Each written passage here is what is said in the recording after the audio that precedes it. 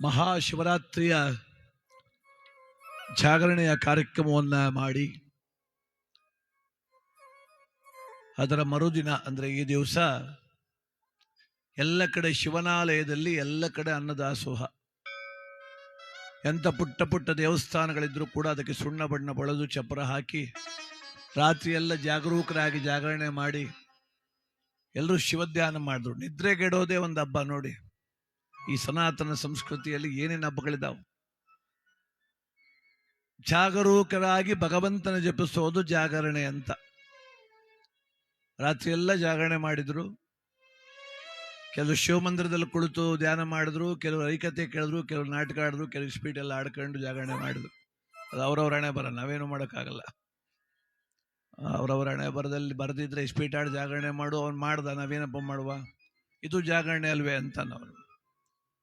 ಯಾಕೆ ಪಾಪಿ ಕಾಶಿ ಕರ್ಕೋದ್ರೆ ನಮ್ಮನೆ ದಿಕ್ಕು ತಪ್ಪಿಸ್ಬಿಡ್ತಾನಂತೆ. ಪಾಪಿಗಳು ಕರ್ಕೊಂಡು ದೇವಸ್ಥಾನಕ್ಕೆ ಹೋಗ್ಬಾರ್ದು. ಅದೇನು ನೋಡಿ ಬಾ ನಮ್ಮನೆ ಕೆಲ ಕರ್ಕೊಂಡೋಯ್ತಾರೆ ಇವರು. ಅದಕ್ಕೆ ಯಾವತ್ತು ಎಲ್ಲಾದ್ರೂ ಹೋದಾಗ ಒಳ್ಳೆಯವ್ರು ಕರ್ಕೊಂಡು ಹೊಟ್ಟೋಗ್ಬೇಕು, ಜೊತೆಲಿ ದೇವಸ್ಥಾನ ಕರ್ಕೋದ್ರು ಅಷ್ಟೇ.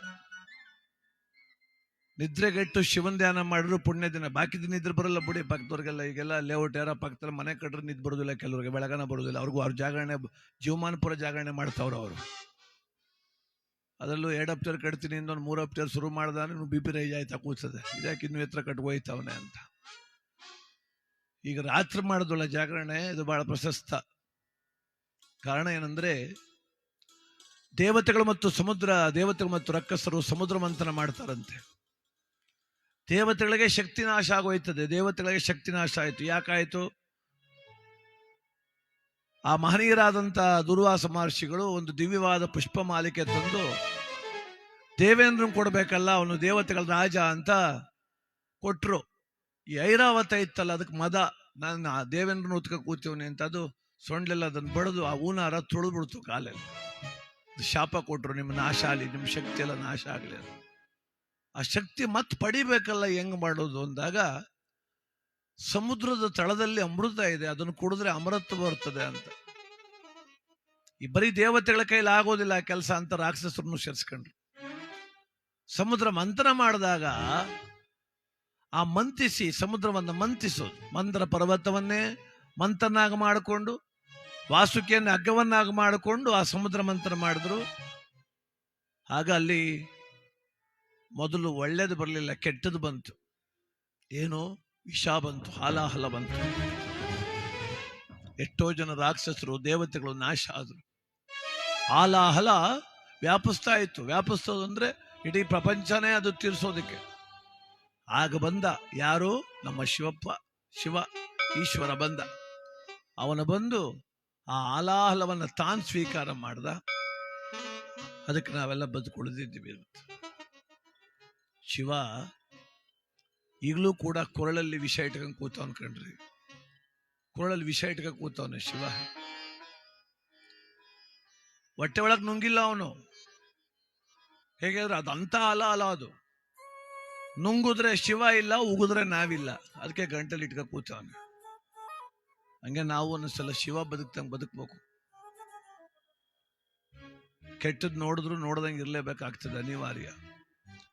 ಸತ್ಯ ಗೊತ್ತು, ಹೇಳುವಂಗಿಲ್ಲ, ಹೇಳಿದ್ರೆ ನಾವೇ ಕೆಟ್ಟವರಾಯ್ತೀವಿ. ಆ ವಿಷ ಶಿವನ ಕೋಳಲ್ಲಿತ್ತು, ಸತ್ಯ ನಮ್ಮ ಕೋಳಲ್ಲಿರ್ಬೇಕು ಒಂದೊಂದ್ಸಲ.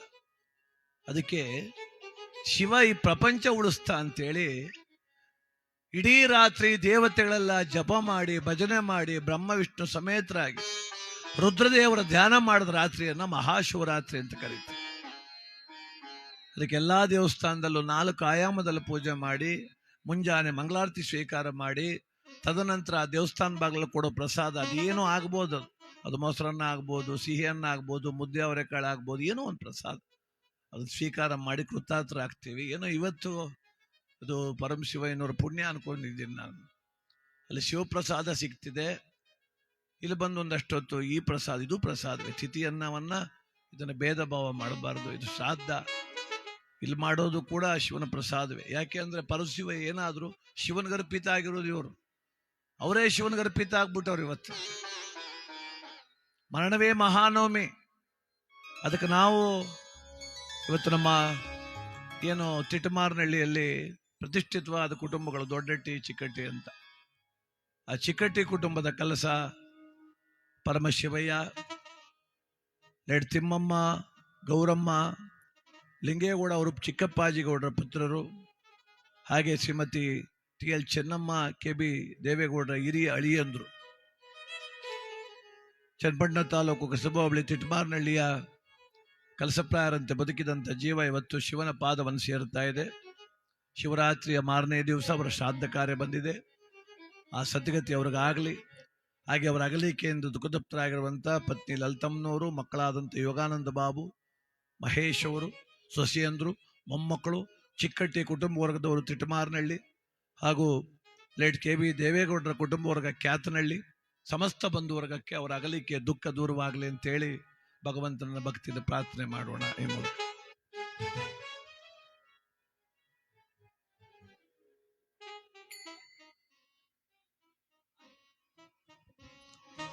ಪರಮಶಿವಯ್ಯನವರಿಗೆ, ಪರಶಿವನ ಪಾದ ಸೇರಿದ ಪರಮಶಿವಯ್ಯನಿಗೆ ಭಕ್ತಿಯ ಒಂದು ನಮನವನ್ನು ಅರ್ಪಣೆ ಮಾಡಿ ಕಾರ್ಯಕ್ರಮ ನಿಲ್ಲಿಸ್ತೀವಿ. ತಾವೆಲ್ಲ ರುದ್ರಭೂಮಿಗೆ ತೆರಳಿ ಅವ್ರಿಗೆ ಹಾಲು ತುಪ್ಪ ಎರೆದು ಬನ್ನಿ. ಅನಂತರ ಮತ್ತೆ ಕಾರ್ಯಕ್ರಮವನ್ನ ಮರುಪ್ರಾರಂಭ ಮಾಡೋಣ. ಪರಶಿವನ ಪಾದವ ಸೇರಿದರು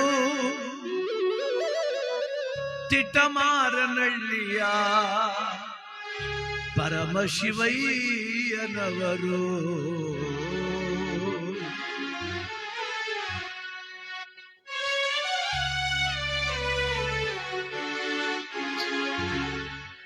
ಚಿಕ್ಕಹಟ್ಟಿಯ ಚಿನ್ನ ಕಣೋ ಲಲತವ್ವನ ಬಂಗಾರ ಕಣೋ, ಚಿಕ್ಕಹಟ್ಟಿಯ ಚಿನ್ನ ಕಣೋ ಲಲತವ್ವನಾಣೆಯ ಬಂಗಾರ ಕಣೋ, ತಿಟ್ಟಮಾರನಹಳ್ಳಿಯ ಪರಮಶಿವಯ್ಯ ಹೊರಟವರೇ ಕೈಲಾಸಕ್ಕೆ,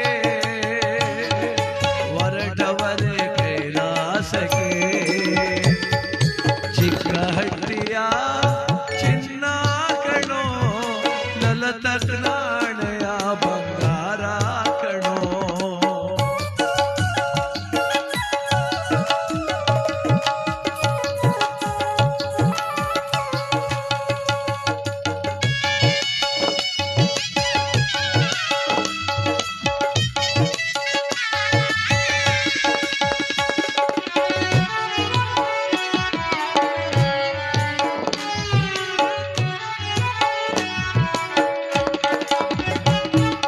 ಗುಣವಂತರಾಗಿ ಧೀಮಂತರಾಗಿ ಬಾಳಿ ಬದುಕಿದಿರಿ ಅಪ್ಪ ನೀವು.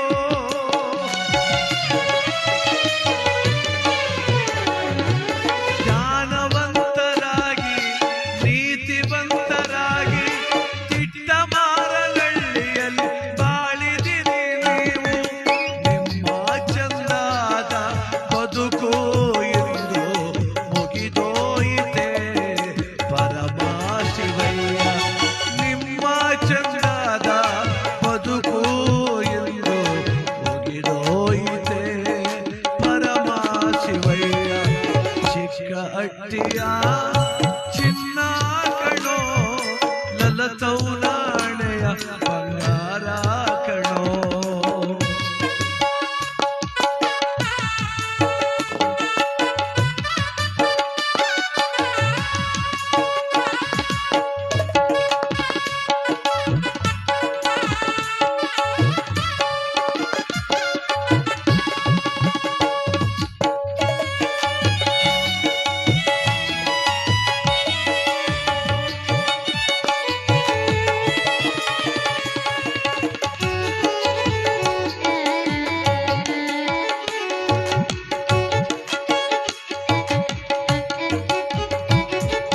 ಶಿವನ ಮುಡಿಯ ಚಂದ್ರನಂತೆ ನಿನ್ನ ಬದುಕು